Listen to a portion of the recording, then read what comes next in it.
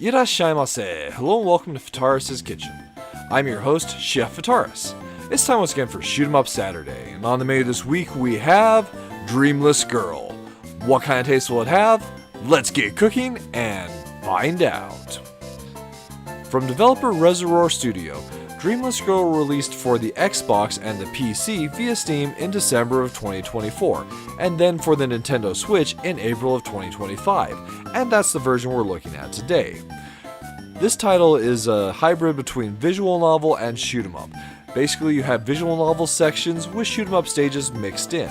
Overall, I've enjoyed my time with the game, both enjoying the visual novel side and the shoot 'em up side. There's a certain depth that I've enjoyed to the shoot 'em ups with quite a few unlocks and some really good solid mechanics, but it does feel a bit like it has a mobile game origin to it. As far as the visual novel side is concerned, either you enjoy that type of game or not, so this one's not going to be the easiest one to recommend. One thing to note, it is cheaper on Steam than it is on the Nintendo Switch, so if you're looking to pick it up, you can check it out there, and there is also a demo available. With all that said, we find ourselves at the main menu, so from here you can continue a game, you can start a new game if that's what you wish to do, and under settings there aren't a whole lot of options, which unfortunately is one of the gripes I have with the game. So continuing our gameplay, so this is your main menu, and here you're going to see all the various episodes, as that's the way the game is broken down, and there's also a second part story-wise to it that all ties together. So when you go to select from the episodes, we have all these sections here. So the acts are going to be your visual novel stories, and then you have other stages, which are your shoot 'em up stages intermixed. You can see the difficulties there, so you have ones that start as low, a star rating as 1, and they go all the way up to 4-star difficulty. However, you don't have to play all the shoot 'em up stages to go all the way through the visual novel section, so usually just 1 or 2 in the section, and then you can progress to the next. In addition to that, there's also this really deep and depth system of unlocking both these memories and gallery, as well as additional unlocks that include power-ups, mods, additional weapons for your ship in the game itself. So if you look at here, you can see that there's a lot of space to move through from this, and you get points through completing the shoot 'em up stages to continue to unlock this. We can zoom out and you can just see what's here. So when you do come to an unlock, say like this interweaving fire for example, you have to complete a stage and then you'll unlock that ability to use for your ship. When you're first playing through a stage, especially if it's one that's a story related one, you'll be using the default setup. But then once you come back into it again, and that's what we're going to do here, you'll be able to have a lot more option for your selection. So we're going to start by showing the game off with just Daily 1. Once you select your stage, if it's not the first time you're playing the stage, you'll have the option of selecting one of the 3 characters you can choose between. In addition to that, if you have any of the other forms for those characters unlocked, they'll be available. And there are, in addition to the 3 forms here for the first 2 characters that are available and the 2 for this character, there is also DLC that's available that would add additional forms to the game. So do keep that in mind if you enjoy the gameplay that's here. So for our purposes, we're going to take our first character here, and then we have all these options that we can select between. So this is stuff that we unlocked in that massive mindscape that I was showing you. So the first one, Wingman, this is basically your options setup if you choose to select that. So I have this type B of unlock, so we'll use that. You can select a modifier, either of what we've got right now. We can make ourselves stronger at the cost of HP, or we can reduce our health at the cost of being able to regenerate our health by defeating enemies. So we'll take a risk and reduce our health to get some more attack power. Then we have all these other abilities. You have this skill, there's these analysis skills, as well as a dodge. Once all that's set, you can confirm and enter the dream itself, which takes you to the screen here. So you do have some information about how much the various achievements that you can complete in the stages themselves are worth. And it's also possible to, for some stages, turn on a story mode, which makes things easier. Or if you're looking for more of a challenge, once you've completed that, you can also turn on a nightmare mode, where the game becomes more difficult. With all those options set aside, let's dive into the game itself. You can see a little bit more about the gameplay. So as I mentioned earlier, this game does have a mobile game feel to it and how it's based. And one of the things that I base that off of is you have auto fire, and then just the way that the visual UI looks, it does feel like there are buttons that could potentially be pressed on a touchscreen if that was the way that things were set up. So as we defeat enemies, you can see that we're collecting energy from them. That will go and fill a gauge called the fantasy gauge in the top left. That gauge then allows us to use the skills on the bottom, particularly the ones in the middle, the blue and the red, to activate what's called the analysis skills. As you use the analysis skills, if you look in the top left, you'll see that fantasy gauge is filling with the colors of the skills we use, either the blue or the red in this case. Or I guess maybe blue and pink. But once we fill that with the requisite number of uses, which is 5, then we ultimately get a bomb.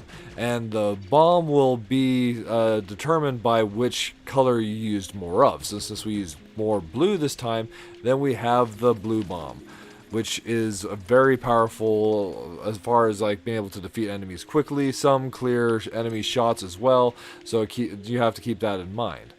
So as far as enemy shots are concerned, we do have a way to deal with that. In addition to dodging around, you do have a focus movement, which unfortunately on a Switch controller is pressing in the right stick.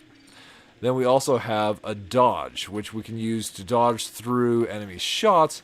And when we dodge through enemy shots, we also build up energy. You also can build energy by grazing enemy shots as well. So those are our basic mechanics. And of course, here, since we're playing with some additional options turned on, we have the wingmen, the options that are giving us significantly additionally more powerful firepower from what we would normally have. There's also the skill that's available that's is time-based, so after you use that, there'll be a cooldown, and the cooldown will depend on which skill you have. So one thing that I had a little bit of issue with the game itself is there's no way to rebind the controls.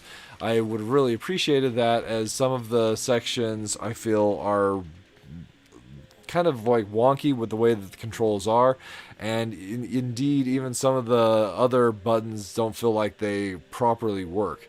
Like the skill, your skill that you can go and use is supposed to be on X and the Z trigger. However, the Z trigger, I've never been able to get that to go and work for me. So it would have been nice if you could rebind some controls, maybe go and set things up better to work for yourself. Anyway, once you complete a stage, you're given a grade based off of your performance on the stage, both time, score, and the objectives you completed, and then you get the various currency, the points for that we can use to unlock things in that massive mindscape. Once we're complete with that, we can exit back out to the menu, and from here, you can continue to go and play through the other stages that the game has to offer. Moving further down through the first episode, we're going to pick a different stage to go and show off. So instead of taking our first character again, we're going to go and take the second character. So the first and third characters specialize in their ship, specialize in long-range attacks, whereas the middle character specializes in short-range attacks. So here you can see the various loadout that we have. So I've loaded up some more powerful skills here for the 2 analysis skills. These ones we can go and use a charge with our skills here to activate a more powerful version of our charged attacks. And those ones will use 2 bars of our energy though, so that's something to keep in mind. Although it does allow you to more quickly build up to the bombs if you have the energy for it. Starting the stage itself, Throughout the course of your game, you'll go and move through these stages that definitely have more of a surreal look to it. So the story is when in the shoot 'em up side at least, we're moving through these dreamscapes, and so that's why things look so surreal with like the creepy eyeball enemies and those bizarre looking power poles in the background. So let's talk a little bit about this particular fighter now. So as I mentioned, this one is more of a short range attacker, and it goes and suits a lot of the whole graze dodge mechanics that it has. In addition to that, when you do dodge through enemy shots, it does generate a shield around itself for a short period of time. As far as our charged attacks are concerned, we have our base ones, kind of a cleave, and these do also clear enemy bullets as well, and a saw blade. So as I mentioned, we have some more powerful charged up abilities that used. So if we go and hold down and charge up our shot, then we can release that powerful explosion burst with that cleave, and now we can use our bomb for it. And these ones are once again short range, but they take up a lot of space on the stage itself and deal a heavy amount of damage. However, if the enemies happen to not be in that range, then you've wasted a fair bit of shot. There will occasionally be power-ups that will show up on the screen as well. Some will restore your health, some will give you additional energy, some like these ones will give you this little bar that will go and protect you from shots in front of you.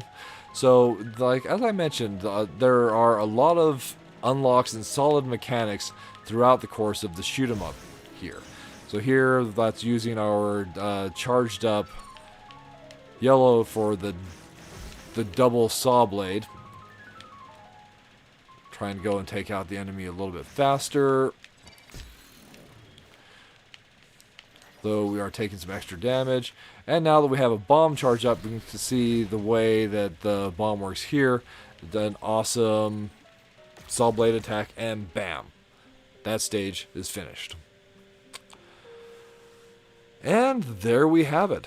As far as the shoot 'em up side is concerned, that's Dreamless Girl served up for your enjoyment. So there are all those stages that you can play through, both in the story, and then there's harder stages that you can challenge after you've completed like the first stages for the story. In addition to all that, as far as the minus flavors are concerned, let's go and talk a little bit about how I feel about the game itself.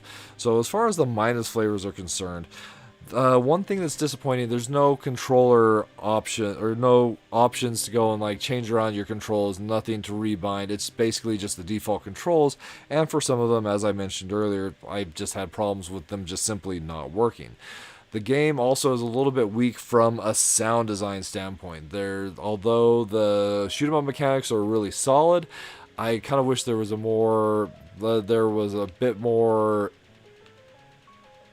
weight to the sounds that you had going on in the gameplay itself. Also, throughout the course of your game, you will occasionally be fighting bosses, and then some of the boss fights are pretty interesting. They're ones I've definitely kind of like skimmed through and gotten through just by the skin of my teeth. One thing that's really neat, though, is you usually have to play pretty intelligently and daring, using the things like the dodge mechanics to dodge through enemy shots and build up gauge that way. And then on the visual novel side, so a little bit of spoilers here, but if you get all the way through the story, unfortunately it does end in kind of a cliffhanger.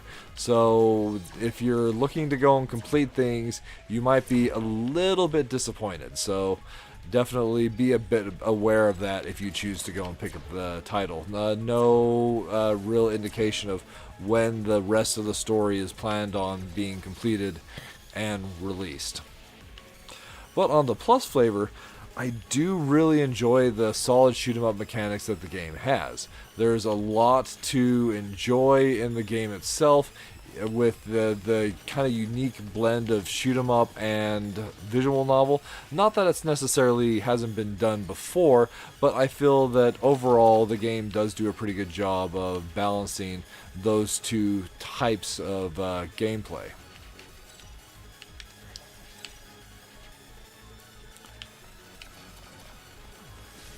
Then you have the Dreamscape with all those various unlocks that are there for both additional forms of the characters that you can potentially play as, new skills, new forms of your attacks. So it definitely has a lot to offer as far as the shoot 'em up side is concerned. You have all those extra stages that you can challenge once you've completed the base story one. So if you're looking for harder challenges, the game definitely does deliver that.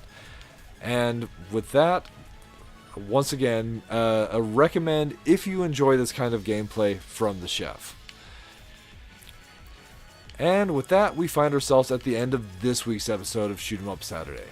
As always, I want to thank you so much for joining us this week. We hope you have a wonderful week yourself, and we look forward to seeing you again next time.